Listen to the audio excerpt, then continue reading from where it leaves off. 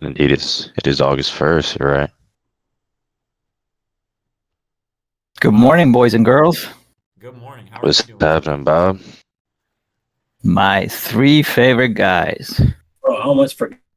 I'm not gonna lie. I almost forgot. If it wasn't for Bob's announcement.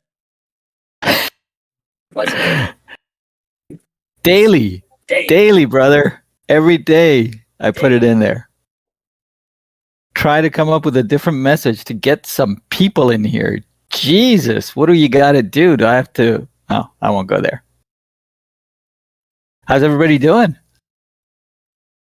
Did you get another haircut, John? Oh, fantastic, I man. did. I went to get my hair cut. I rizzed up, feeling good. Nice. AB, man, I haven't talked to you in a while. How's everything going with you, brother? I cannot complain. Well, At if I were all. cashing checks like you were, I wouldn't complain either. Is what I'm I saying. You're cannot doing- complain. I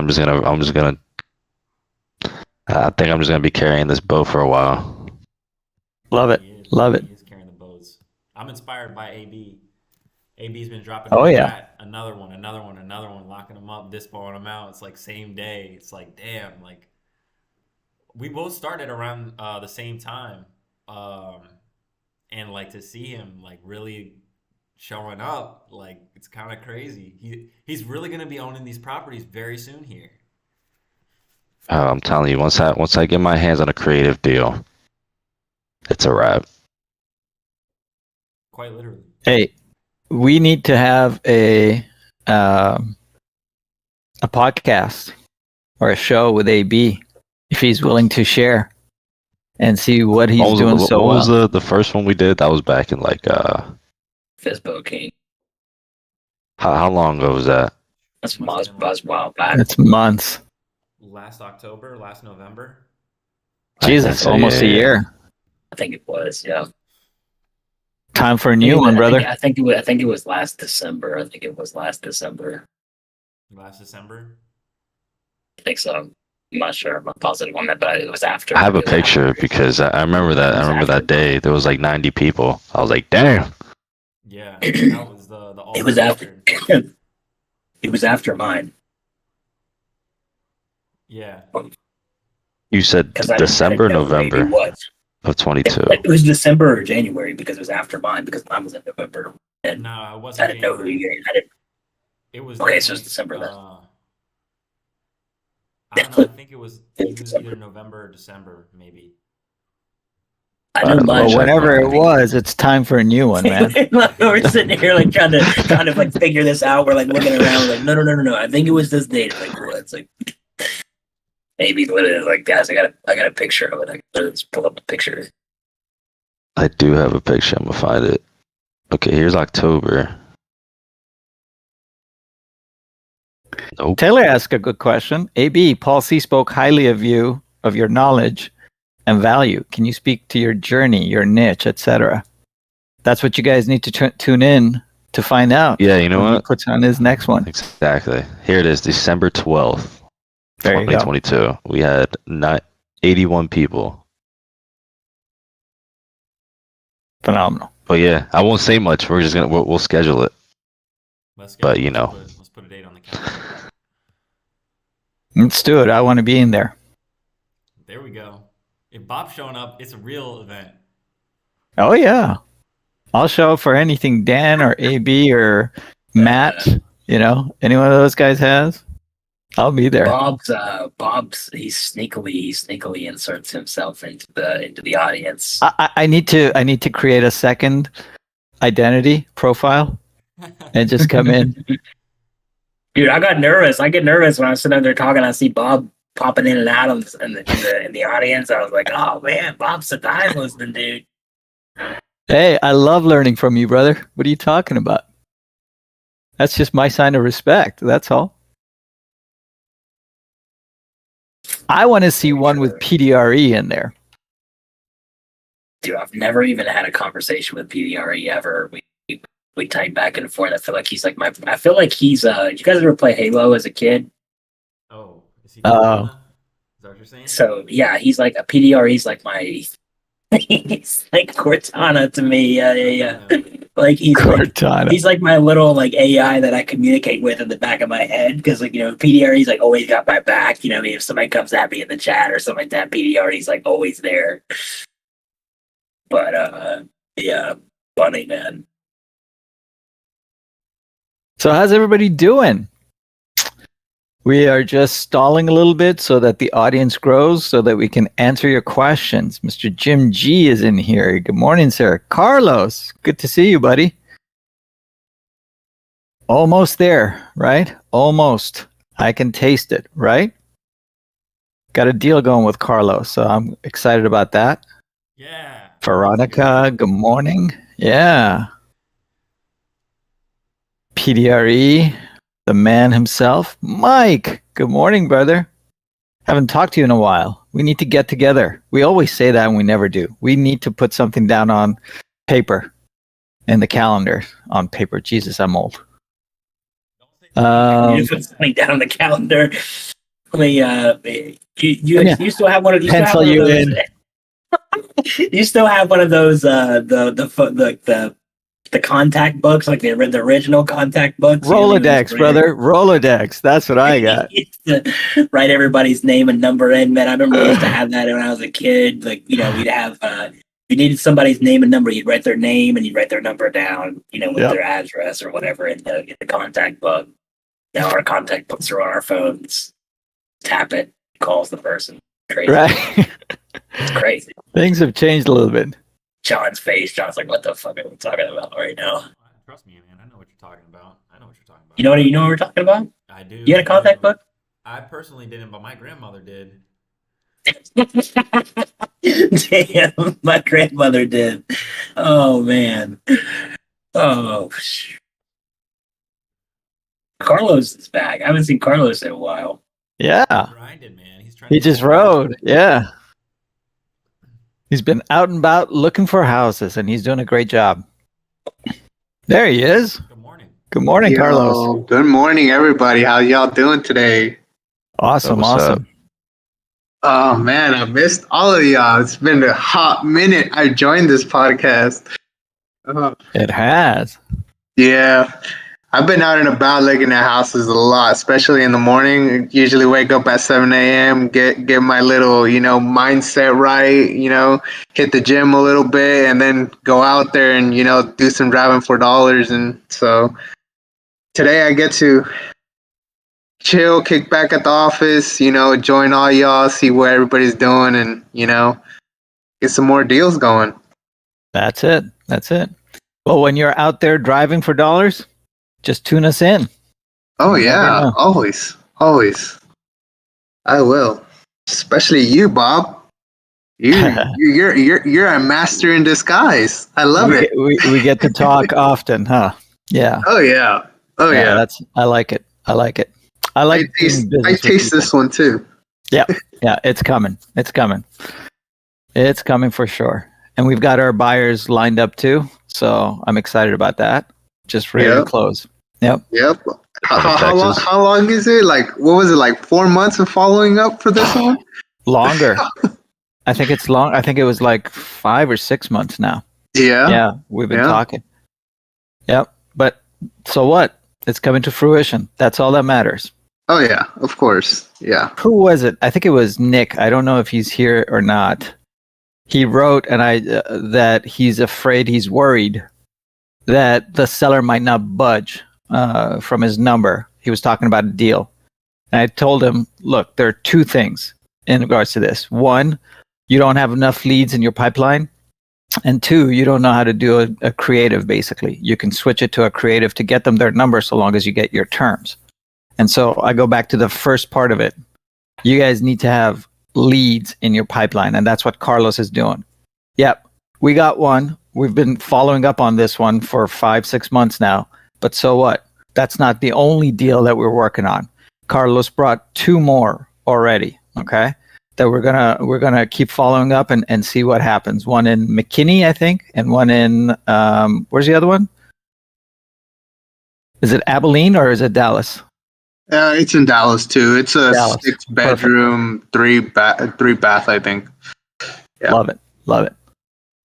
Yep. So you guys got to do this. You guys can't just rely on 1 or 2 or 3 or 5 leads that have shown you interest. Okay. You need to keep pumping. You need to keep going. Okay. Keep your KPIs up. Your lead gen should never ever stop.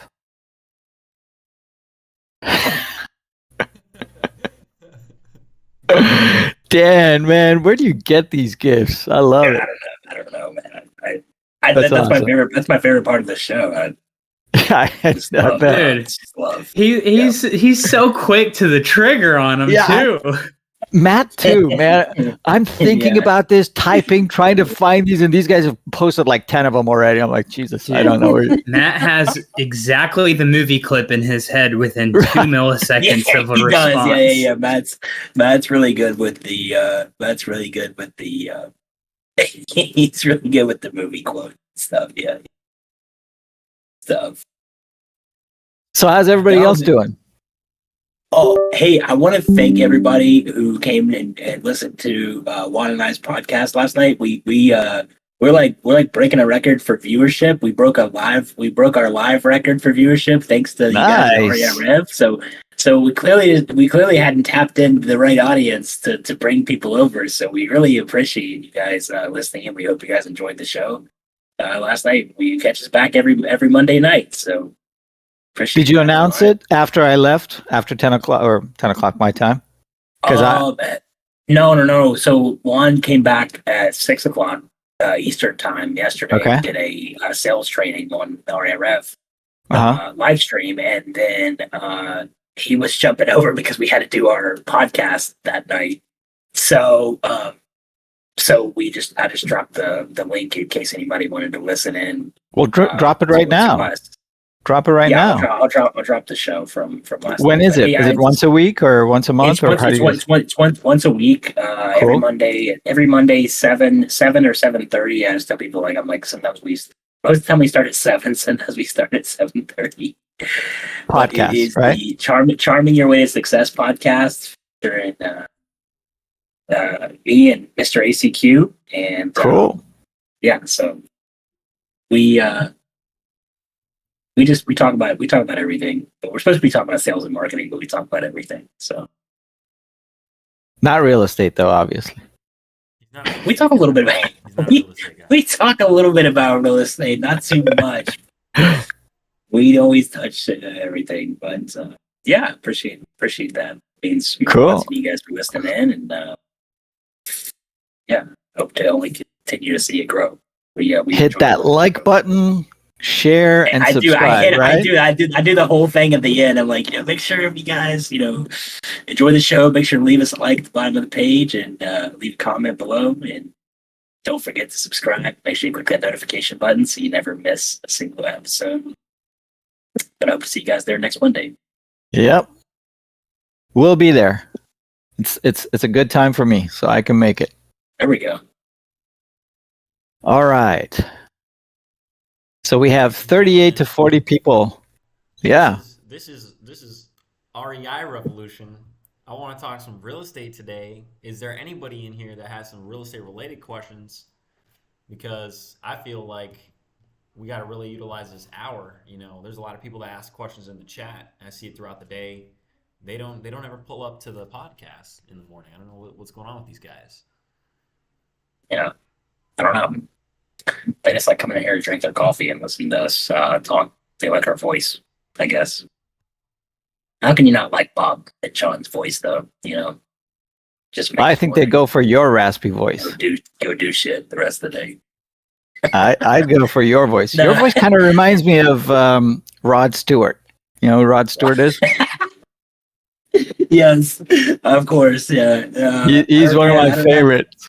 Okay, well, yeah, I don't know how to take. I don't know how to take that, but man, yeah, Rod Stewart's a legend. Legend. Oh yeah. Legend. Anybody who can date Elle McPherson, that's a legend. So we didn't gather here to talk about Rod or our voice or anything like that. There you go. Fucking damn. Oh man, I knew I had to throw it out there. up there. I kind of have like a question in regards All to. right, let's go. So right now, I reached out to a seller. So there's this actually. He has 100-unit multifamily out here in Princeton, and in like 30 minutes off of Dallas. So he started building it, but the project hold back, and I kind of got more information about it, and it still needs a lot of work to it. But he's kind of entertaining the seller finance situation and wanting to, do it seller finance. What can my biggest approach would be to this and trying to talk them into it, since it still needs a whole lot of work? Nothing changes as far as the structure of the negotiations or anything like that, Carlos. You're still going to be needing to. I mean, obviously the numbers will change, right? So, but you want to find out as much information as possible. It's 100-unit, you said, right? Yeah, he just told me it's 100+ units. He Are you talking to an agent? No, it's the seller. It's the seller himself. Direct to seller. Okay, great. Yeah. Okay. So it's going to be a specific buyer for that, for sure. Chat with him about it. I might have a guy that would look at it. I have a developer that's actively looking for value add and apartments. I don't know if Princeton's in their wheelhouse, but do you know what he's thinking price wise? No, I haven't really talked numbers yet, just for the fact that I'm still picking his brain about why did he stop finishing the project. It's right next to a Walmart, and yeah, trying to figure out what the situation was. Is it like he ran out of funds? Is it because they had bad contractors? Construction's expensive. So it could be all sorts of stuff, like bad contractors not hitting deadlines, his funding dried up, or his lenders are, pulling him around on something, or he is looking at the current rates and he can't secure the financing once his project's done for it to make financial sense for him. There's all sorts of stuff. It's a get more information type of thing. If you want to do the digging on it, yeah, feel free. Because I would have a couple guys, depending on the price, would want to look at that. I don't know if Princeton's in this particular guy's warehouse, but I have a guy I'm actively looking for on it. Something like that. So yeah, no, I mean, it's a good deal, but it is, 100 doors. How far in the project is he? He's like, where's he on construction? Like I'm telling you, it's a lot. He just how can I put it? He just built a structure, basically. Okay, so framing's done? Yeah, that's it. Like, just by looking from driving by, it's been sitting there for at least 6 months now, I can say. Yeah. I mean, so that's like a value add type of thing. It's going to be hard for you to find the comps and value that particular type of deal, just because it's getting into pretty nuanced type of stuff, because the entitlement process adds value, right? Like making sure planning and zoning is approved, getting the site plans approved, all the engineering done. So he's already sunk costs into that. He's already poured the concrete, which is expensive. There's a lot he's already done. It'd be interesting to see if he did owner financing or whatever, if he's willing to do it. Yeah, I mean, just talk to him, get more info out of it. I definitely would have some people that would look at it for the right price. Yeah, of course. If anything, we'll talk, Paul. I mean, right now it's just, I'm picking his brain. He seems like a pretty busy guy. So, when I do get a chance to talk to him, I can probably bring you in the conversation. Yeah, for sure. There's all sorts of reasons why a guy like that might sell out of stuff. It could be he has another project he needs to go finish up to, all that type of stuff. So yeah, just get more info. But yeah, that's when I'm like, my ears perked up on that. Princeton 100 unit. Yeah, for sure. Yeah. Are you here in Dallas or close by? Yeah. Oh, I do commercial and land specifically for development, and a lot of my clients are multifamily developers. And then some of them are smaller guys that are looking to pick up their first deal, and then some of them are big guys that are trying to figure out how to put their cash to work in this type of market. So yeah, there's a few people I would put it in front of, depending. Awesome. I mean, we'll talk. I appreciate the info. Once I get more information, I'll bring it up. Yeah, for sure. Appreciate you, Paul. Paul is your man, Carlos. Speaking of Especially in Dallas. construction stuff, I'm not building 100 units. I'm only building 2 doors right now, but we got our recipe down, and we're going to have a 2.5 month completion date on this, start to finish, on this duplex that we just did. So proof of concept's there to actually start getting the scale going and get the conveyor belt moving a little faster than I'd like, or faster than I anticipated with the time frame, which is super cool. So I'm super excited about that. Hopefully I have good news at end of year and we get all 3 of them done, because it's been a process for sure. Awesome. Congratulations. That's fantastic.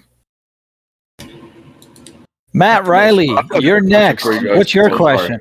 I'm here for the free mentorship. Is it still? Did I miss the Sorry, boat that or filled no? up. Next, as soon as we have our next opening, we'll let you know. Was there limited spots? That's it. We only let the first 5,000 in. Make sure you message. I knew that was going to happen.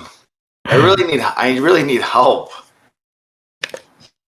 We do have an opening. I heard Mr. ACQ's doing a mentorship program, so maybe you could message him. Maybe you could get approved. I don't know.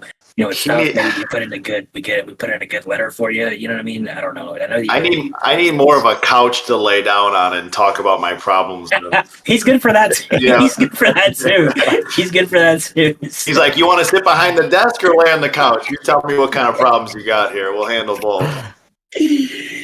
I have the most ominous view outside my window right now. It looks like the fucking Black Pearl's rolling up and outside the bay outside my window right now. I was just going to say, out by me, it's brutal. And I was thinking about it. I was like, it's crazy that it's like this here, and it's probably like really nice where Dan is and where Bob is. And here it's just like, no, it's like terrifying outside my window right now. It looks like it's about to like bust through my window and take everything. And it's scary looking out there.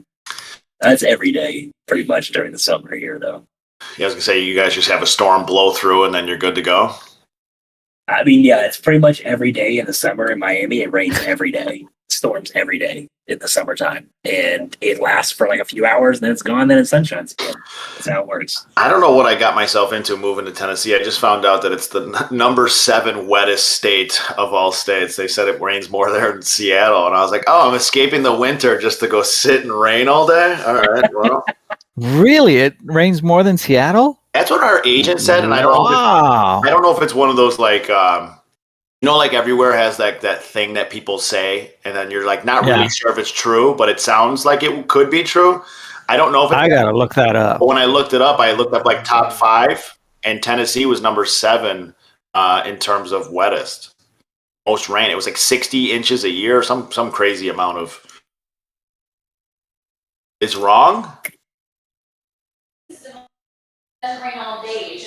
Heavily when I'm being corrected. So it doesn't rain all day. It's kind of like a Miami or Florida where it just when we were there like 2 times ago, I've never seen rain that hard before. I mean, it was insanity. But then it went away. But yeah, so I guess you live. That's amazing. I'll bring a boat. Right. I'll bring a boat. Yeah. I'll bring a raft. Something like that. I'll bring a yacht. Yeah, I think that's the one. Yeah, PDRE posted. I think that's the one I read. I think it was number 7 on there. Yeah. Yeah, someone's got to carry my boats. Number 6. Yeah. How's everybody doing? Good. What did I miss? I feel I'm burnt out today. Matt, our seller he already paid for electric and water to be restored, so we got to get that buyer out there. Inspector's on his way. Inspector's on his way out there. Okay. So what can you tell me? I didn't quite understand. Why is this guy trying to get a price reduction all of a sudden? We're at the closing table. My eyes are tired. So basically what happened on ours and John's deal is we went under contract. So that's just a 3-week contract. It was pretty much a 21-day. The goal was to close by the 31st because the seller is living. It's a sub-2 deal. Seller's living out of state, divorced. The whole deal has been paying on his house. That's been empty. And so the whole premise of him accepting our offer, or a large premise of it, was that he was not going to have to pay August. Like, let's close this thing out so you don't have to make mortgage payments anymore. Be done with this thing. So we went under I assigned it really, really quick. I ended up getting a ton of action on it. It was a guy that's been in my DMs. I've talked to him a bunch of times, and he actually offered me more on the assignment. And so we went under contract, let's just say on Tuesday evening or Wednesday morning of week 1. Entire week goes by. So now we're in week 2 of the contract. Wednesday night of week 2 at 9 p.m. he texted me and was like, hey, we need to do an inspection on this property. We're going to schedule it for like Friday or Saturday. Now, closing is supposed to be Monday, aka yesterday, and you're waiting until week 2. And so I told him, I was like, I feel like this is a strong arm tactic. On a sub-2 deal, the number one thing that people back out of contracts for is inspections. We're not worried about financing. You don't have to go to your bank and get none of those things. So it can't fall apart for that. It's going to be through inspections. And so we end up getting on the phone and we're going back and forth. We're arguing and stuff. And then we come to a resolution. We're cool. They do the inspection. I don't hear from them all weekend. Now, all of a sudden, yesterday morning, his partner calls me to go over the inspection report. And it's got typical items on there. It's got some knick-knack items, but I guess the electric was not on, so they couldn't test like the AC unit and stuff like that. Come to find out, our seller has some past due balances, so he paid it, no big deal. But now we're scrambling to get the inspector back out there to test everything because they waited so long to do their inspection. And so the partner asked me yesterday, would we be open to reducing our assignment by $2,100 to cover some of the things that came up on the inspection report? And now, so I texted the partner, the other guy that I was arguing with the other day, and I was like, this is the exact thing that I was concerned about that you argued with me on is happening right now. You waited too long. And then now that we waited so long and we were supposed to close yesterday, we're scrambling to get this guy out. Had you done the inspection on week 1, we could have handled this in a no problem. It's Friday of week 1 and the electric's not on. Have your inspector go back out in a few days. We got plenty of time in the contract to handle this. But now we're like running around like chickens with our heads cut off, and he's asking for a $2,100 reduction and all of these things. So I slept on it last night, and I was originally gonna just do $1,000 as a good grace thing and just like, let's be done with this thing. Let's help Eric, our seller, and be done. But now I'm thinking about it, and I'm like, you guys put yourself in this position. You guys waited too long to do the inspection. Typical items came back. The seller just incurred additional costs by paying the electric and the water past due balance and all that, so you can get your guy back out there. It is what it is. So you got to either take it or leave it. Your guy offered us more money, and I have screenshots of him being like, you deserve it. This deal is awesome. Also, I was like, I know that the spread is there on the margins. It's a slam dunk deal. So we just got to hope and pray that when that electric gets turned back on, everything else is running and good. And then I'm not going to give him any money. I'm not even going to put ourselves in that position. I like that, man. I like you're going to put your foot down. But yeah, it's just incredible. I cannot believe this guy waited for the last second. See, this is something you really got to be mindful of. I want to talk to the audience about this as well, because this doesn't only apply to sub-2. This also applies to wholesaling or assignments in general. People will play games with you like this, where they will waste your time, especially if they know you're in a situation where you need to perform, you need to get this closed out, and then the last second, they're going to ask you for a price reduction. It's very important that you set the expectation with your buyers to say, hey, look, this is the price. If you're ready to move forward, I want to get non-refundable earnest money. And also very important to understand, always get more earnest from your buyer, from your cash buyer, than you say you will give to your seller. In the event they do not perform, you will still profit on the transaction. I have done that. It works. So what was the earnest money deposit from this guy so that we can know he was serious? I think on this one it was 2,500 or $3,000. I think it was on this one, and that's exactly what it is. And so now I actually changed my assignment contract under the additional terms. I just added the language this morning saying assignee has to provide confirmation of an inspection or walkthrough within 48 hours of execution of this agreement.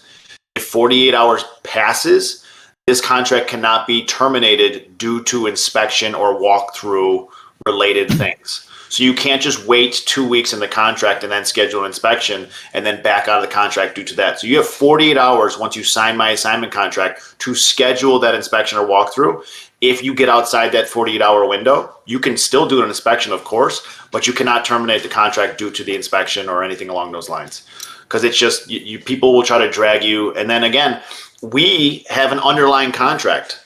We have one with the seller that has its own timelines and it has its own due diligence periods and things like that. So if you allow your end buyer to drag out your assignment contract, now you're stuck in a position where your deadline is up on your side, and now they can essentially strong arm you. Because what are you going to do? Go try to go dispo it to somebody else now? No, you're going to do a price reduction. You're going to do whatever needs to be done to get that, to get it closed out. So I officially added that, and the guy was like, "I'm sorry that we were the ones that caused that to be added." And I was like, dude, I was telling Dan I had a tree fall down at a property yesterday. It was supposed to close yesterday, and the agent texted me a video, and it was just this giant tree that fell over in the backyard, took out the electrical service and stuff. And he was like, should we postpone closing? And I was like, yeah, dude, I think we should postpone closing. Yeah, I think that's the answer. Was that on the sub 2 deal you guys are trying to break bread on? That was a solo deal. No, that one's got its own thing, but I think we should be good there. But no trees around that house. I don't think. You have any easy ones, Matt? Dude, all of a sudden, I got these 2 deals in Alabama that I'm telling you, I'm fried. I'm absolutely fried.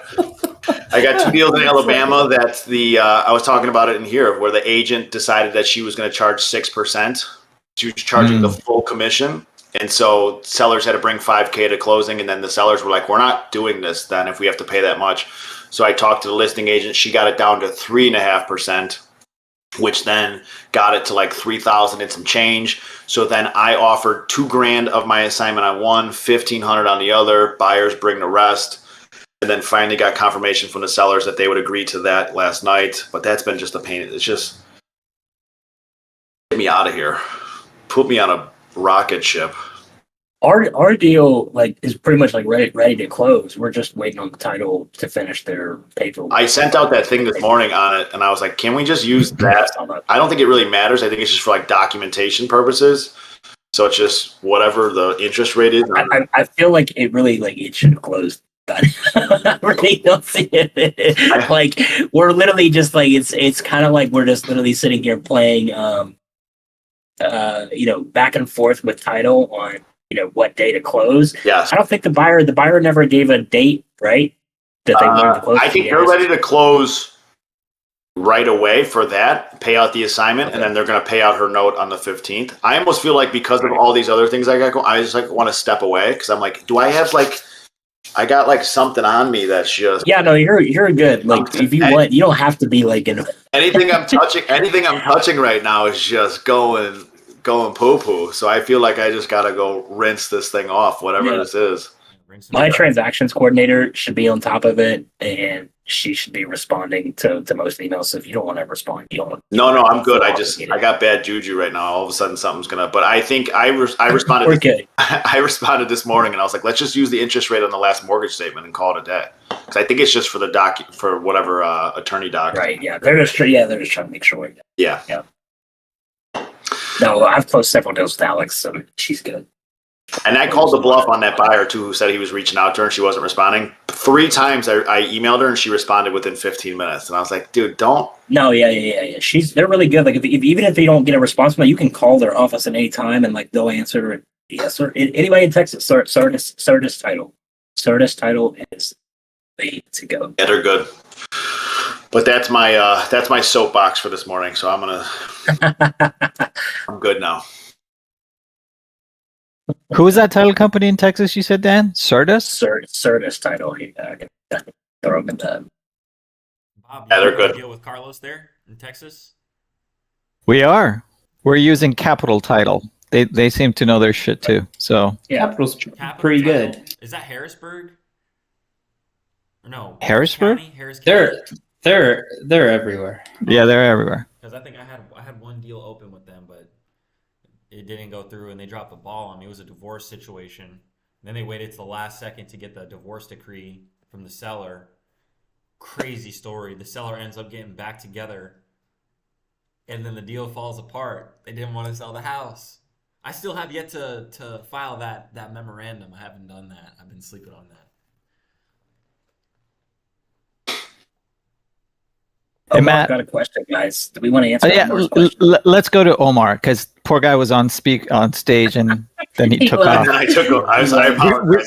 We were just yapping. Matt too Riley much. came on. Matt Riley was like, "Let me tell you about my I day." came in like a wrecking He ball. came in wanting free mentorship as always. So Omar was like trying to speak, and he was like, "Shut up! Let me speak for a second. Let me get this off my chest real quick." I have problems. he's gonna leave again. all right. What's your What question? you got, Omar? Oh, now A don't little stay louder, silent. We please. went through all this stuff. I put myself out on a limb for you, Omar. I brought you back up here again. I'm Oh, sorry, I man. don't have dog ears. Can you speak a little louder, please?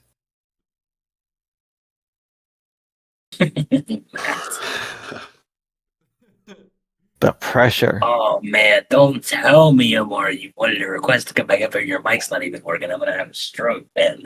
Omar's the one that was in the. He cashed that $1,200 finder's fee, right? Can you guys hear me? There we go. Finally, okay. So I was just wondering. So I'm trying to build up my acquisition side, and I was thinking of getting like inbound leads and such. But I want to see if there's a better ROI in just doing outbound marketing. Man, that'll depend on the person you ask and the time of day you ask that question. Okay. Okay, so they all work.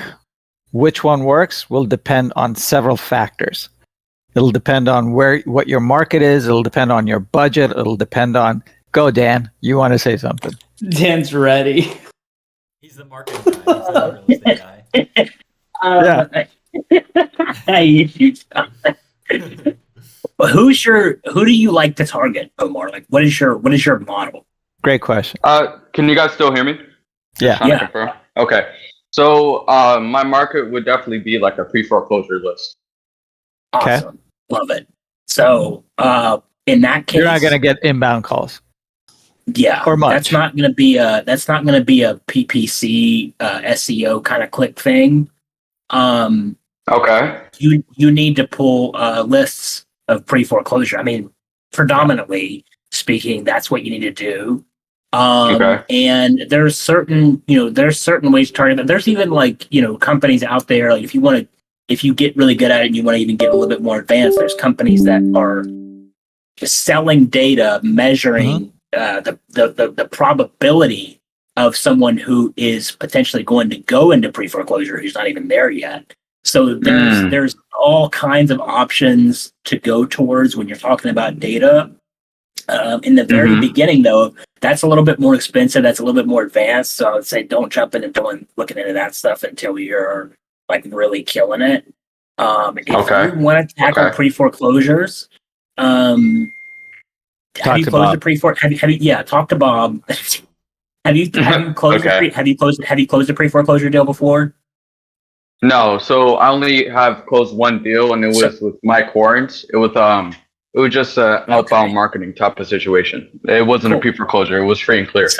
So I would pull a list of some pre-foreclosure leads, right? Or not leads, but contacts, and pull a market that you know well, and then cold call that list, get some leads out of that list, and then bring the best of those leads over to somebody like Bob, and then have you guys, and then have even have Bob jump on the phone call with them so that you can hear how he talks to them. because it's an Okay. entirely different way that you talk to a pre-foreclosure Right. than you do. You got to have a lot of regular small talk sales. because these people are in a tough financial So situation. I get what you you're do the saying. small talk. You do the small talk first. Really build a rapport base with them, and then when you feel like you have Right. that relationship, then bring him over to Bob, and then have Right, him right. really narrow down how you guys are going to work on this pre-foreclosure process together. So Okay. that you can help these people out of their situation. But Okay. don't try to. Matt just got some more bad news. It looks like. We'll get to you in a second, Matt. This whole show can't be about you. Yeah, right. I'm turning my camera off. But Okay. yeah, so that's what I would do, and just for starting, you want to keep it when you're first starting. You want to keep it as simple and as cheap as possible, and just efficient. Use your time rather than your money, because you're not really experienced enough yet to use your money over your time. Right. Does that make sense? Right. Yeah, that makes perfect sense. Thank you so much. And Bob, would you be comfortable me bringing you leads, as Dan said? Well, if you're serving them on a silver platter, why not? Okay, sounds good. So No, of course I will. want to I'd be more than happy to. Okay, sounds good. And this is how I want to structure everything. So I'm gonna do as Dan said, and I'm also gonna do a little bit of bandit signs. I want to see how that goes. So what? I'm sorry? Bandit signs, like yard Bandit signs. Okay. All right. Yeah. So I'm gonna try to do an incorporation of both. See where that gets me. All right. Thank you, guys. Appreciate it. Where are you doing this at? Are you doing it locally or virtually? I'm gonna try to keep it local. The MD, I'm in Maryland, so the market is pretty good here. So I'm gonna try to keep it local. Where you at in Maryland? Okay. Hello? Awesome. Hello? Where are you at? There we go. Oh, there he is. Oh, did that cut off at the end? Yeah. Okay. No, I just said the MD market is pretty good, so I'm gonna just try to keep it local. Yeah, I'm not. Did you hear? So Where in Maryland are you located? Baltimore, Anne Arundel, PG County, just all the surrounding areas. Cool. I'm from Moco. Yeah, you're from Laurel, right? Well, we're from Laurel. Silver Spring. Oh, Silver Spring. You were in the rich area. Okay. Lucky guy. Damn. Yeah, very blessed. It wasn't the rich area. Got you. Yeah, I just know the housing market up in Silver is like insane. Last I checked, they have houses selling for millions. It's crazy over there. And Potomac, bro. That's crazy. Well, Silver But Spring yeah, I'm is just blabbering. a huge city. It's very big and it ranges, from like Okay. 350 to a million. But yeah. Got you. Yeah. Okay. Sounds good. Maybe we can connect on something, John. Maybe.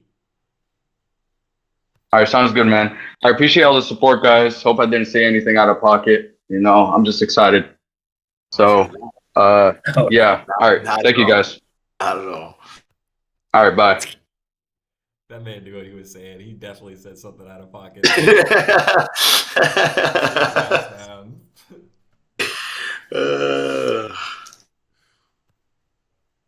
Who else has a question? Hey, I got a question for Matt. What? Have you ever come across 3R reports? 3R reports? Yeah. I think it's just local. And I just found out about it just recently myself. So 3R report stands for the request for residential Building record? Yeah, exactly. They're for building records. And so some cities have them, especially the older cities, it seems like. And so we have a property in San Francisco. We have one in Oakland, both of them. We're stuck. We have them under contract, and the buyers are like, yeah, we need the 3R report, and it's taking like 2 to 3 weeks to get them. And so it's putting a knot in our deal, especially as far as the EMD is concerned. That's so we're going to have 3 hours. What, just to figure out what kind of building it is, right? Like if it's to make sure the permits were pulled and everything is done properly. Yeah. I just looked it up. Yeah. What's the usual? I have to imagine San Fran and similar is like Chicago, where is getting any kind of document or report a long process. they're saying 2 to 3 weeks. I'm betting on a little bit longer. I can't believe that that's something that can't be. Yeah. found And the guy's online. like, I'm not moving forward until I get the 3-hour report. I'm like, maybe I need a new buyer. Someone that's So, it don't. I yeah. mean, we all got problems. I guess I gotta remember that. Yeah, I was Yeah, just no. wondering if you'd gone through that or not. That's We all. we don't have necessarily 3R. I'm blessed in a sense of in Chicago that if my phone goes off one more time, I'm throwing it out the window. That a lot of our stuff can be found online or requested online as well. Yeah. So it does take a long time to get things returned to us, or if we have to go physically request it. So there are things that no matter what you have to go request, and that will take forever. Yeah. But we do have a decent system where a lot of it can be requested online, or maybe they have a portal online where you can find certain documents for each property. Yeah. Cool. All right, you Hey, want to get Bob, back on the couch? Yeah. Talking about JV. Talking about JV. When people bring you a lead, I think this is a good little topic here. When someone brings you guys a lead, what do you guys like when someone says, "Hey, can I bring you a lead?" What would you guys like to see in that lead that would be worth your time to add value to that situation and do a joint venture? Gotcha. So we normally ask them to submit their leads through our portal. And in that portal, we ask them several questions. So the 4 pillars are in there for sure. So we need that at the bare minimum. What does that look for? I saw John's message in the bottom Oh. of the chat. Never mind. Go ahead, John. Or Bob. Yeah, so we have that portal. It asks questions. We want to know. And if it's a lead, whether they want us to get involved as far as the negotiation is concerned, the disposition is concerned, whether they need funding, whatever it is. So we need to have more information. Then we'll evaluate each one. If anything is missing, then we'll reach out to the person that brought us the lead, and we'll discuss it with them. And then if they want, we'll jump in and do the conversations and communication as well. Yeah, I like to at least know. I don't know because I only do like creative. So my first question is like, have you spoken to the seller yet? Like, have you just looked at this online and you're identifying it just on paper? That No. Or have you actually discussed? Is this at least warm to the point where they're open to a creative solution or something like that? And then I'll dive into it and hopefully present me at least like the details of it so I can immediately dive in and underwrite it, as opposed to like, hey, I found this random listing on Zillow or whatever, and I think it'd be a good fit. Do you think you could help me, or do you want a JV on it or something, So I want to know, like, did you at least talk to the seller? I had somebody in my DMs not too long ago where they were like, hey, and they sent me some of the information. And I was like, have you talked to the seller yet? And they were like, no, not yet. And I was like, call the seller, see how it goes, and then hit me back. And then they hit me back like 3 weeks later on something entirely different. And I didn't even know who it was. And then I noticed the messages from before, and I was like, did you ever call that guy? And no, like, whatever. I was like, so it's just one of those things where I can't help if the person is not even, on board yet at this point. Well, that's why we ask for the 4 pillars. If you haven't talked to the seller or the agent, you won't have the 4 pillars. Right. You might have a price, you might have condition, you won't have motivation, you won't have timeline. So they need to have the 4 pillars in there. And if they do, great. Then we'll eventually. So we have relation managers in our team, and as soon as a lead is submitted to us, they're the ones who reach out to them they'll evaluate it and see what's missing, what information is missing. They'll contact the wholesaler or the investor who brought us the lead. They'll go through that talk, make sure that everything is taken care of, and then we'll get involved. Yeah. I'd have to agree. So, 9:20. Is that it? Are we done? I think so. We got more people in here. Yeah, I think so too. It looks like it. I don't. So. I think today has been a great day. Honestly, I wish that I had this opportunity when I was, coming along, when I just started. Unbelievable. This place, I wouldn't let anybody talk. I'd be asking so many questions. You know. All right, Alan, let's hear it. Hop up on stage.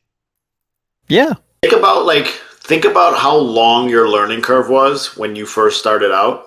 And mine as well. How long, you're almost learning trial by fire, right? Because you didn't really have an online environment like this to ask questions and get immediate responses and immediate interactions with like-minded people or people doing what you want to do. It's more like going to real estate meetups once a month, or like I said before, like for me, it was like when Bigger Pockets first started. So you'd go on the forum and ask a question, and then maybe check back in 5 days and see if anybody replied to it or not. Like you have no idea. So what your learning curve would have been if you had this type of community and environment in front of you, and where you would potentially be now, or I think about that.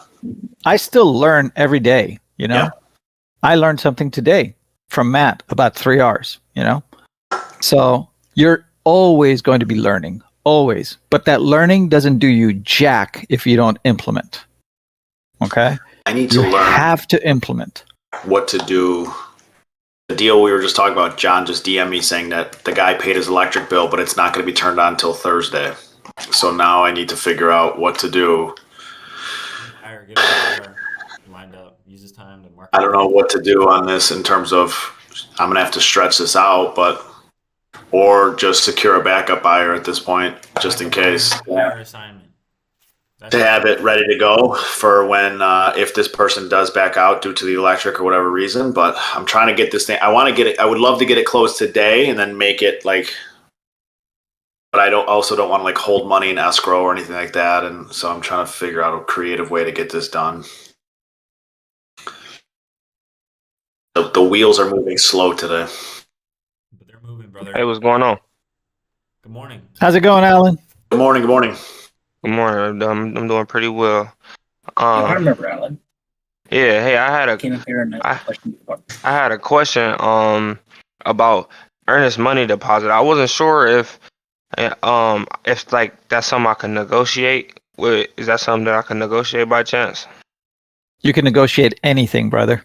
Yeah, cause I know I got stuff I can leverage and use in my favor with like wholesaling and whatnot. But like I know we were speaking about the 4 pillars, but I wanted to know if I could have like what am I trying to ask? Like I'm trying to figure out how to gauge where I stand, basically. As far as what? Where you stand with what? Like buyers, I guess. I'm looking for buyers, but I can't really pull it together on disposition side. So you have a few different options. Number one, I know PDRE does this too. So do I. We always preach, you always find your buyers first. Okay. So that you know that you go find the right deals. Okay. If you know what your buyers want and are looking for, then you know you've got a deal once you find it. Okay. So in this case, you've done it the reverse way. You've found the deal. Now you're looking for buyers. Is that right?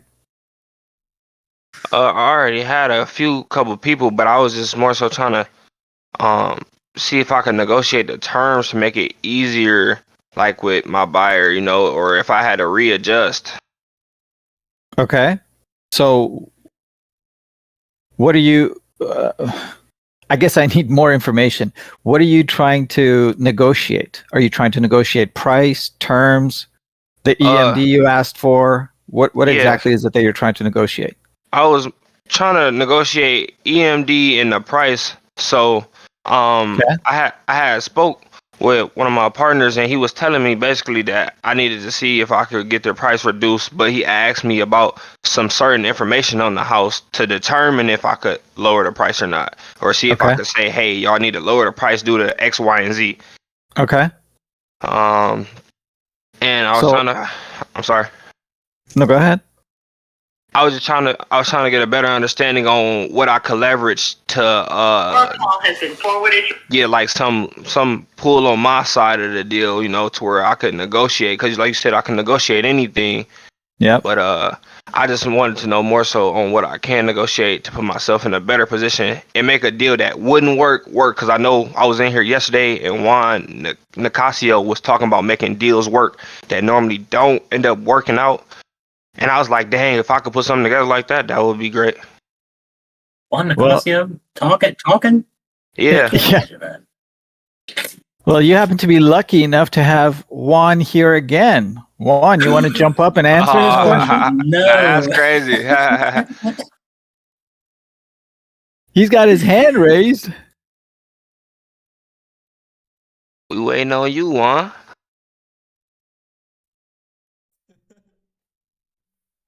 Oh, Jesus Christ. I thought I got rid of this guy yesterday. He's back. I gotta He's listen to here this guy stay, Dan. again? He's here to stay. Oh, my God.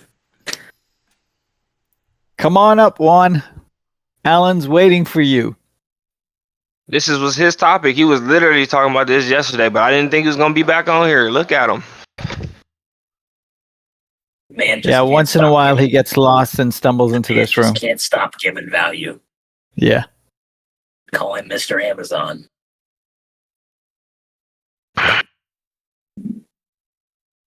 Juan You've can't gotten choose a permission, nickname. Juan. All right, I'm here. There we go. Yes, sir. What up, Dude, everybody? I told you I needed like a week. I told you I needed like a week. That we needed like a week break. Spent too much time together yesterday. I'm telling you, man. Bro. Dude, we come gotta on. we gotta keep it fresh, man. We're gonna get sick of each other. I mean, I already told you. Like, who can get sick of that voice, bro? That's appreciate Kind that. of hard, dude. I know. So I heard my name. I That's heard smile. negotiations. What's going on over here? Who can get tired of one smile? So I was trying to see about negotiating terms with my agent on the deal to see if I could like more so have better leverage in my deals, because I don't think they gonna stay together if I don't figure out how to leverage a little bit better soon.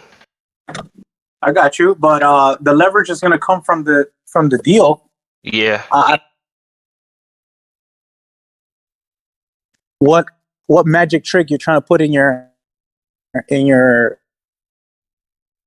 as far as leverage? You feel what I'm saying? Like, I'm Mr. Acquisitions and I focus on acquiring properties. I really don't do the whole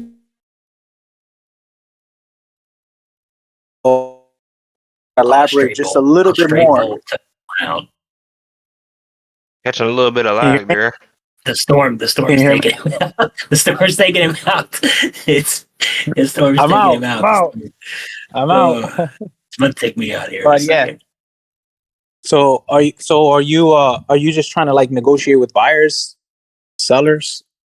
I'm trying to negotiate with the seller, well, more so the agent, to get him to drop the price due to the condition of some certain things. But I've been trying to get in contact with the property manager over the last couple of days to see if she knew the condition of it, so I could go and say, hey, your property manager said X, Y, and Z, and that's going to cost this amount of dollars. So can we break the price down X amount of dollars? This is kind of what I'm trying to do.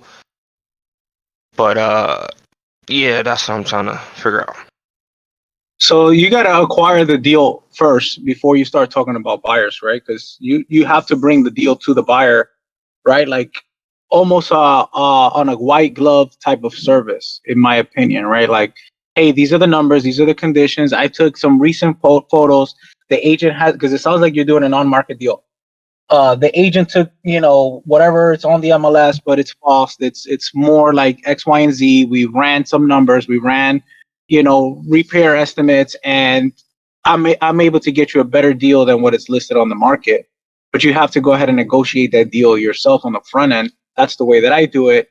If you're gonna go ahead and present it to a buyer, but I have it locked in.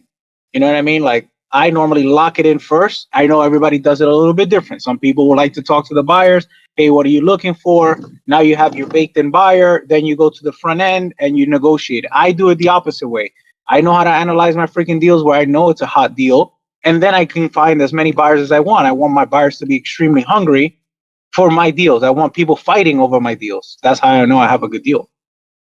Okay. But you need to go do your due diligence first with whomever it is, because it sounds like you're not doing a direct to seller deal. There's so many intermediates. You're talking about a property manager. You're talking about an agent. Yeah.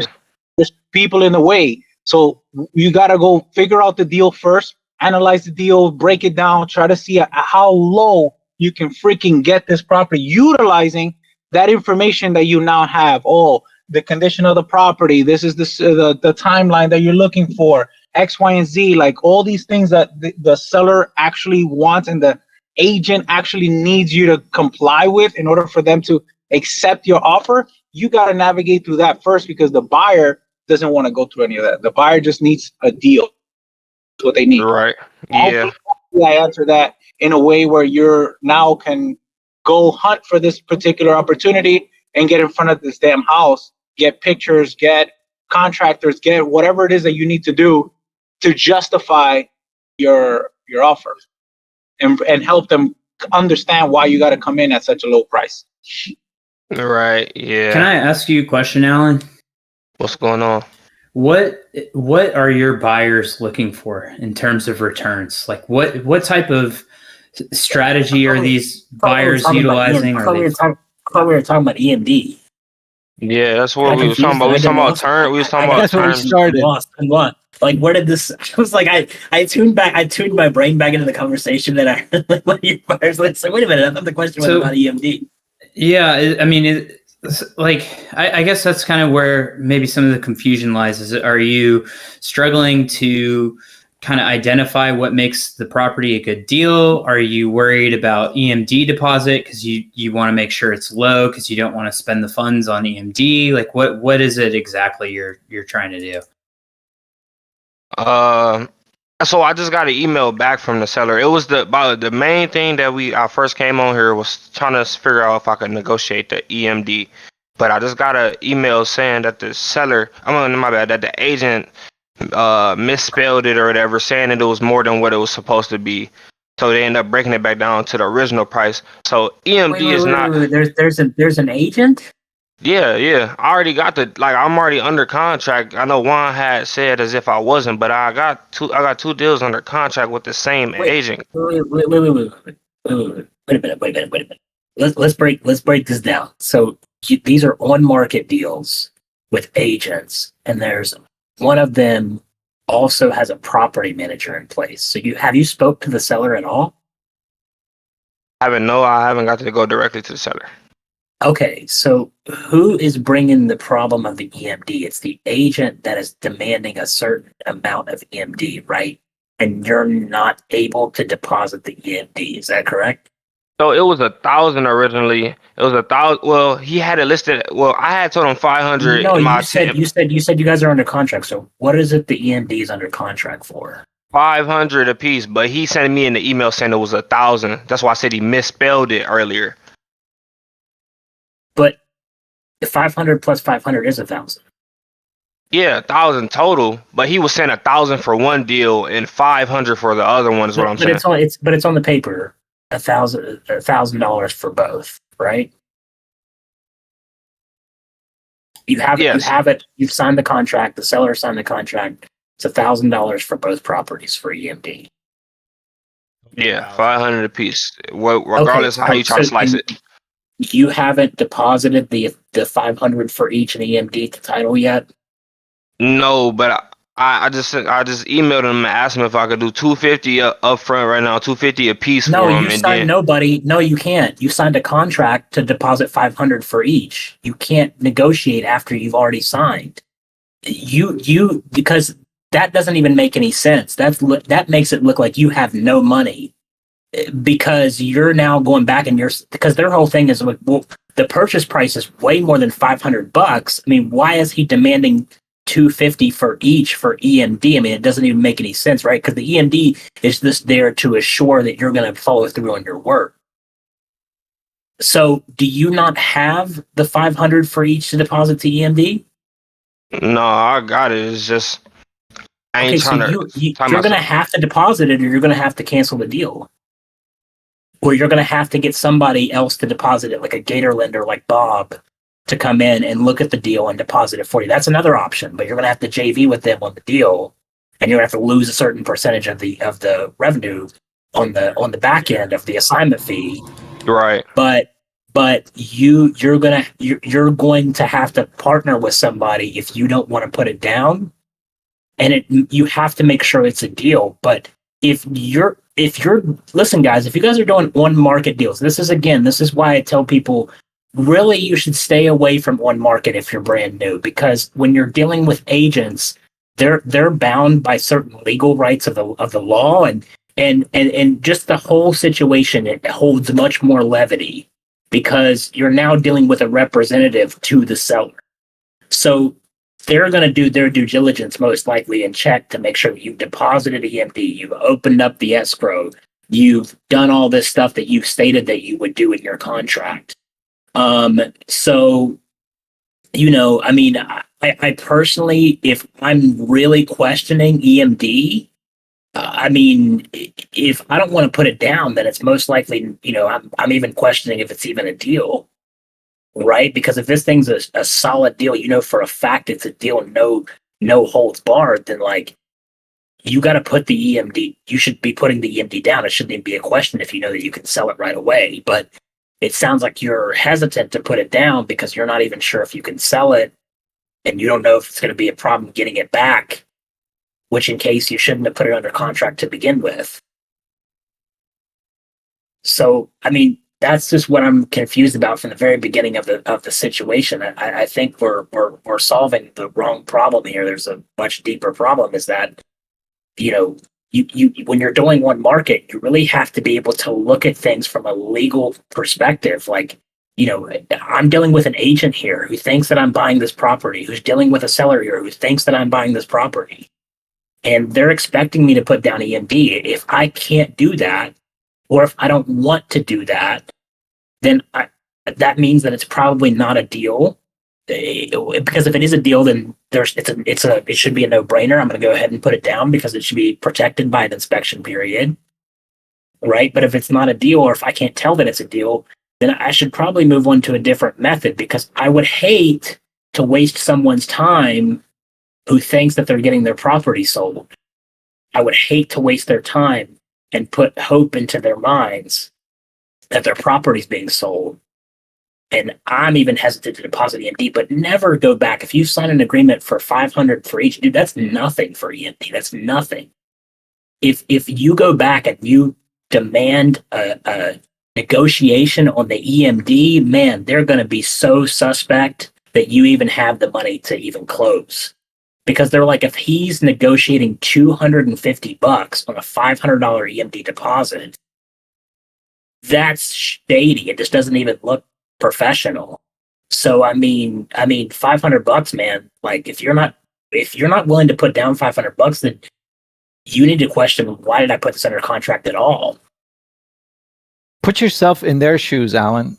If you were the seller and someone put a property under your property under contract with you, okay, at a certain price, and they said, okay, fine, I'll give you $500 EMD, and then after you sign the contract, they come back and go, hey, you know what? On that EMD, can I give $250 now, $250 later? What kind of flags raise for you, if any? Yeah, they don't have the capital. I understand. Exactly. So that's what you're making them feel like. Yeah, right. We're not like beating down on you. We're not like saying like, no, not at all. Never put I understand. Under contract ever again. We're just saying like, hey man, you gotta really think about it. And especially, this is why I tell everybody, this is why I try to tell new people to stay away from one market, just because there's so many other variables in place. It's not that I'm telling people that you can't do one market deals. I do understand that there's money being made with deals one market, but because that there's an agent in place who likes to kind of, scurry in between the lines and really like look and make sure that you're dotting all your T's, and there might be putting things in the contract there like they want you to sign their contract. There's just so many things that's taken out of your control when otherwise, when you're doing off-market deals, it puts you much more in control because you get to use your contract with your terms, and you're much more in control of the situation, right? And if you lack experience you're really going to be subject to the knowledge of the realtor in that case, who can, potentially move the deal however they want to move the deal, because, you just don't want somebody else controlling the pieces on your board. You want to be in control of the deal. You want to be in control of the terms. You want to be in control to make sure that, if anything goes wrong, I don't have to deal with this agent. I have a strong relationship with the seller.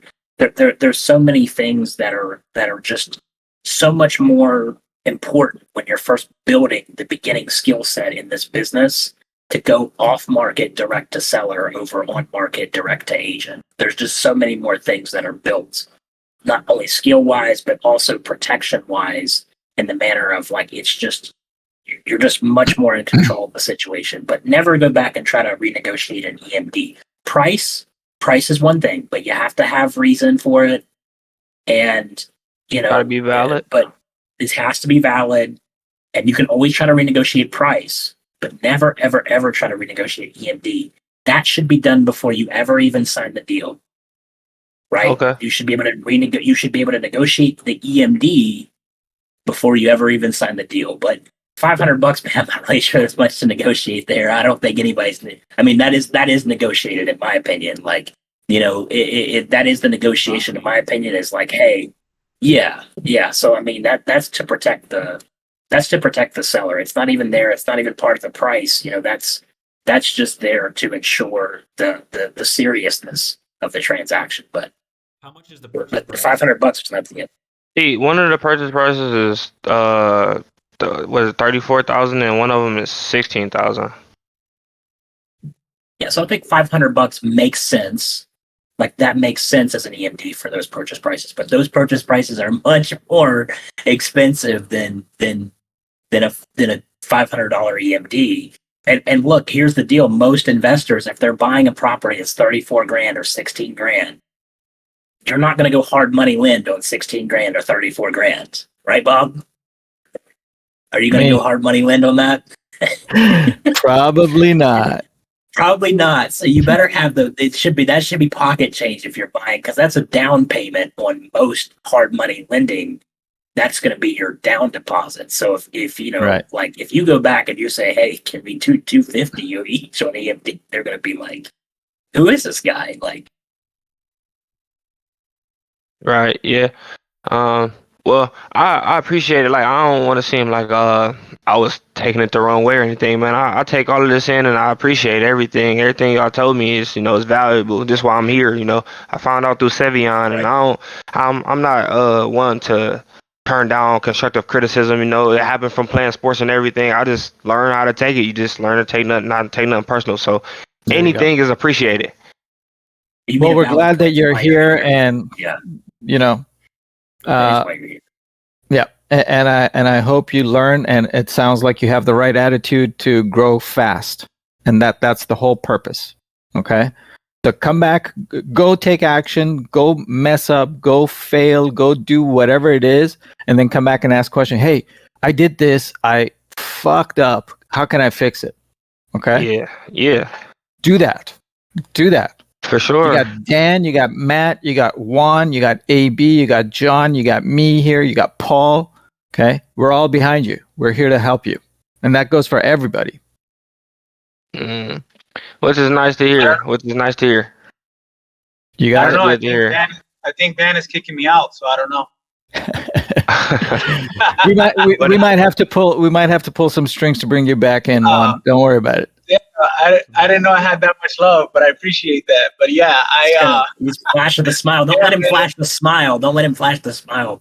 It gets you every time. No, let's not do that, because then you guys are done. You guys are done. But no, man. Yeah, I love that advice. One of my original mentors in the game, and I believe this comes from Sean Terry, is failing fast, failing forward.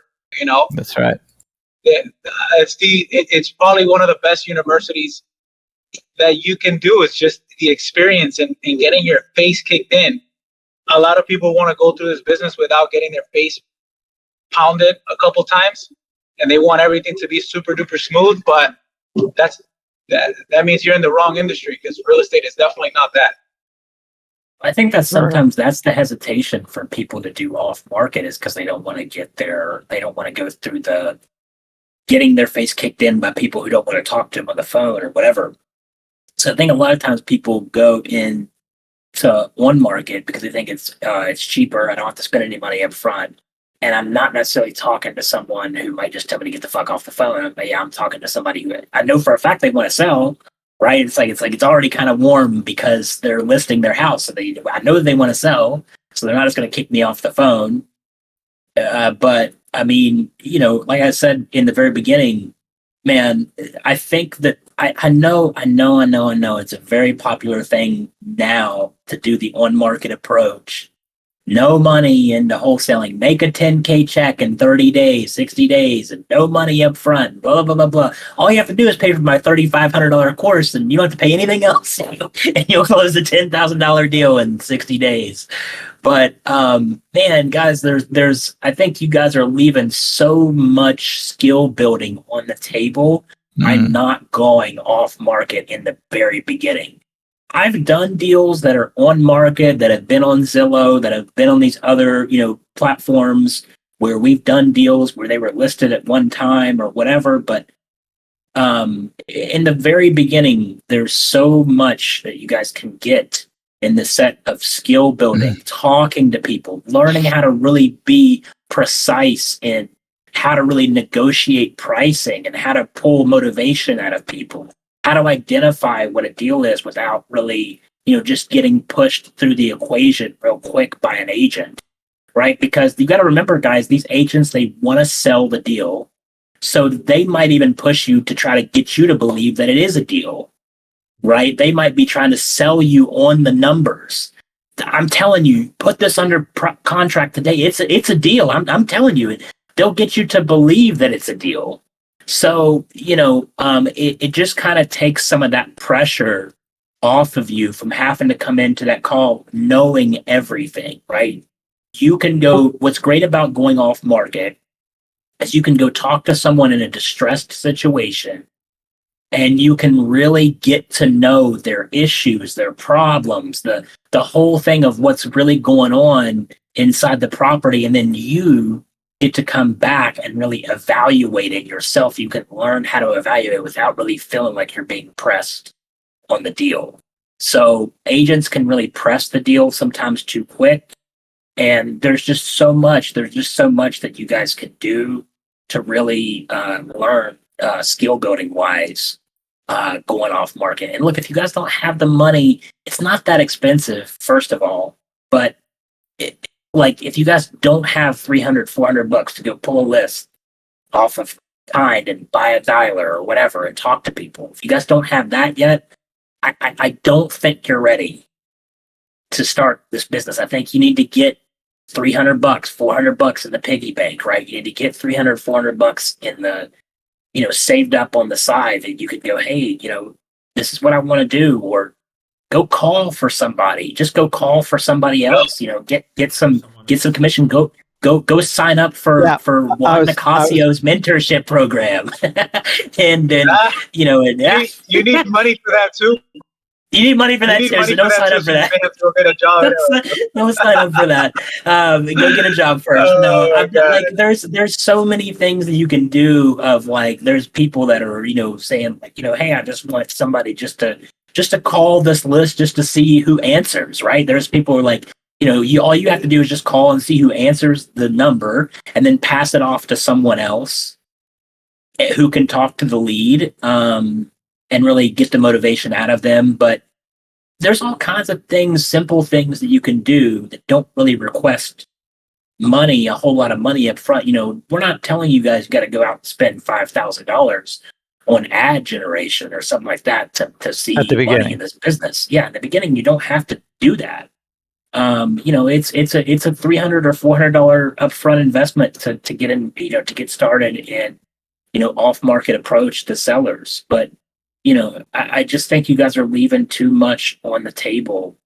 Going on market in the very, very, very beginning. I think that's something that you can add into your arsenal as you become more advanced as an investor, as you're able to identify this has been on the market for 70 some days, 80 some days. Let me go in, try to see if I can structure something creative to these people, see if they'll accept this. And then maybe we can make something work out of that. Or maybe I can come in as an experienced investor and really take a look at it as a different side yet, really, make, a deal out of this. But yeah, I just think you guys are just leaving too much on the table to start off with by trying to go on the market. Yeah, I got here's my 2 cents on it. Not that I'm disagreeing with Dan. I'm completely agreeing with everything he said. But I look at it this way. Most people, especially at the beginning, have either time or money. Okay? And you're very, very rare and lucky if you've got both. Okay? So most people either have time or money. If you've got the money, now you've got different options. You can either start your own business and start spending and learning, okay, joining mentorships and getting coaches and what have you to get it down, okay? Or if you've got time but no money, then what you can do is you can either go work for a company that's doing this business to learn on their time and money, okay? And then as you build your experience and knowledge and everything else, you're making a little bit of money, set aside some of that money for your marketing efforts. Like Dan said, $300, $400, $500 a month should start you off plenty good. And you learn those strategies and those skills as well. So when you start your business, then you are able to you can't be successful necessarily, but you will have a better chance of being successful, okay, at it. So go work for somebody. I mean, go work for another company that's doing this. I think a lot of people miss that out, okay? Or go partner up with somebody, okay? Go partner with it. I agree. I agree with that, Bob. You guys are definitely preaching the right thing to these young men and women or beginner folks because, man, like the internet, social media makes it seem like, oh, just pick up the phone, go door knock, and you get yourself a deal. But then there's just so much to it. And then you get discouraged because it takes you freaking forever, 6 months, a year to get your first deal. And I think that you're advising the right thing where, man, just go work for somebody that's already has a system, marketing. Yeah, it's not going to be a $10,000 rip potentially for you, but you're in the negotiation, you're in the deal, you're in the environment that is going to teach you how to do it, and then gain those sales skills, in the skill of doing deals, save the money, and start your own. It's the best way to do it. Work, go get a job. Don't sit here and think like, straight out of college, straight out of high school, straight out of whatever. Okay, I can make $10,000 out of freaking thin air. Does it happen? Yes, it really does happen. Does it happen often? No, it does not. Right? And you do need a level to be able to even to perform the opportunity. We're also in an information generation where you got YouTube University, so you got absolutely everybody and their mother doing the same exact strategy, looking at the same exact list, doing the same exact marketing, talking to the same exact sellers. So your competitive advantage isn't there anymore. Now, we would have talked about, 10 years ago, 15 years ago, well, then yes, you could do it with no money. You can go get a deal on the contract, find a buyer, done deal, no money out of pocket. Absolutely, for free. But those days are not really here anymore. Do you guys agree or no? I agree, personally. Of course. I don't strongly disagree. I still think that there is opportunity for people to make money with little to no money out of pocket, but you can't scale a business with no money. You have a side. That's a good point, John. That's a good point. I agree with that. Yep. I also agree with what Juan said about going to work for somebody, especially if you don't have the money to invest and start a business. Start working for somebody that's going to give you relevant skills to what you want to pursue long term. there's nothing wrong with going and starting, as a lead manager for somebody else's wholesale business, because you're going to learn skills that are relevant to starting your own business if that's what you want to do. And like Dan said the other day, there's a lot of stuff that goes on behind the scenes with business. Sometimes you figure out you don't even want to do stuff. You don't want to be the guy that runs the business. There's a lot of stuff that happens in the back end that you don't want to deal with. There's tons of stuff that I don't deal with, and that's why I hire people. I work with people. I hire people. I work with people to handle these things for me. John's been listening to the podcast. John's been listening to the podcast. He tuned in, Juan. He tuned in. You hear that? You hear how he quoted that last part right there? There we go. Hey, we got a fan. Yeah. Number one supporter in the building.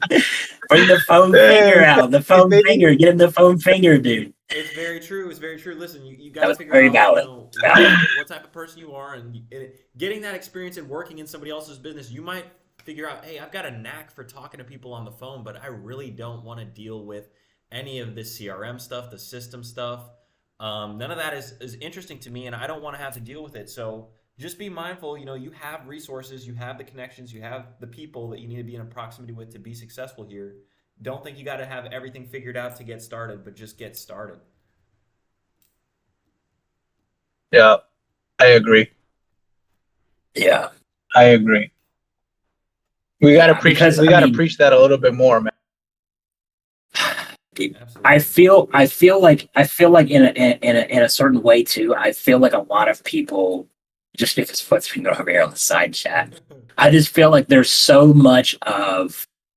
I feel like there's so many people that are just like, oh, I can't do this. Oh, I can't do that because I don't have this. I don't have that. Like, I literally see it so much in the chat, on the side chat over here. Some of you even come up on stage. It's like you got every excuse in the book except just trying to just get it done.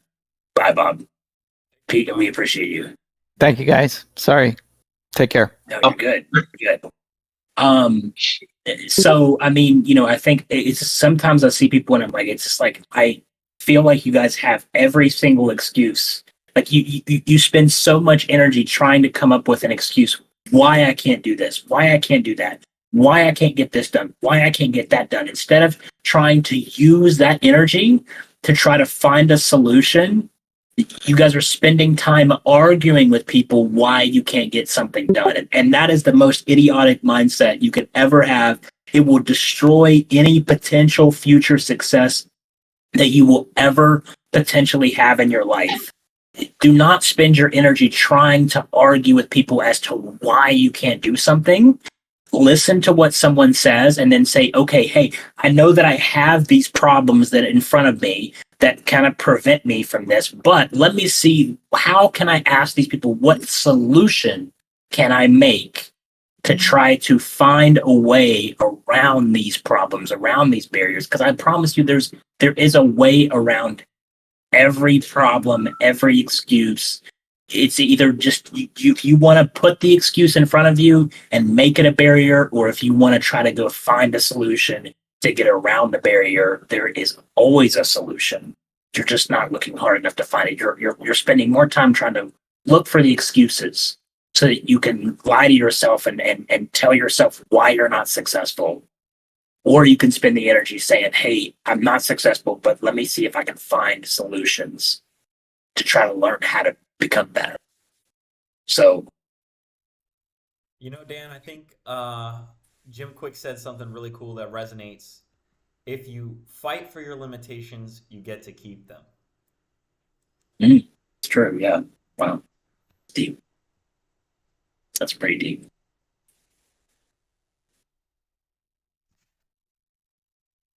I really hope everybody here is like digging into self-development. Crazy.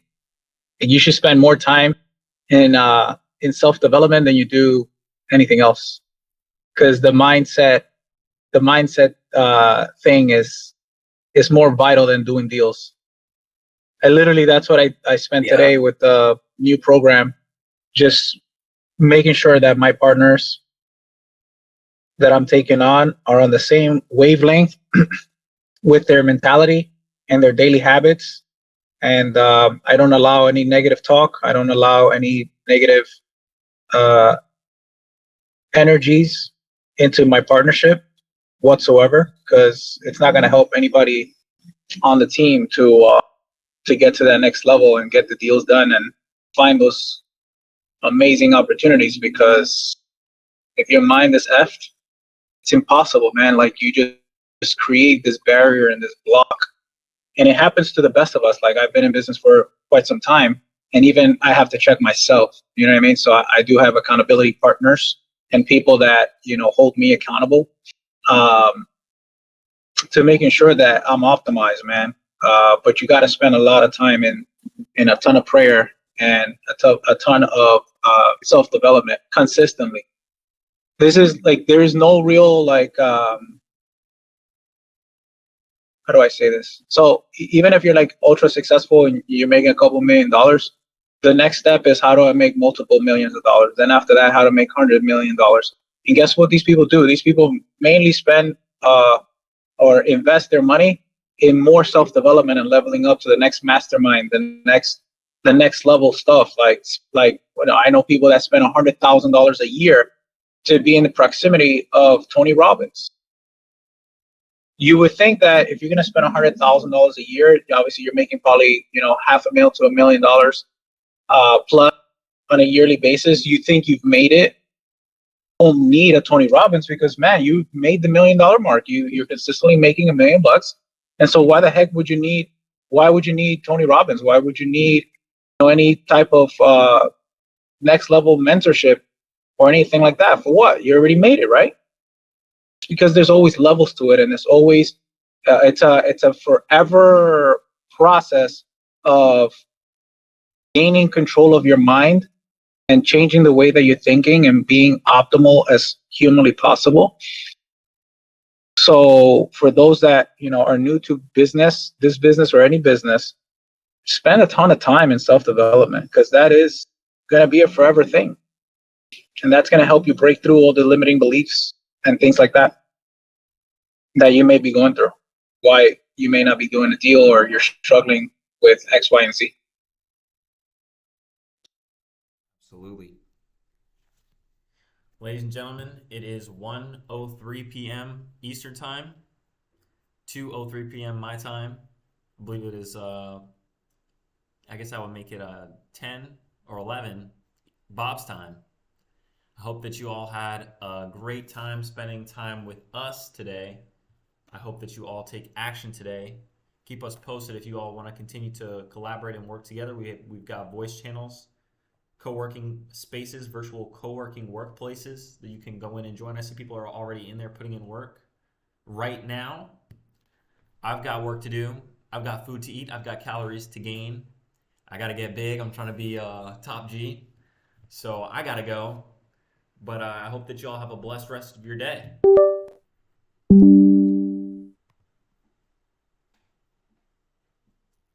I guess. Ladies and gentlemen, if you haven't already, please consider inviting somebody you think would benefit from being in proximity with us. Oh, AB. Discord.gg/REI Rev.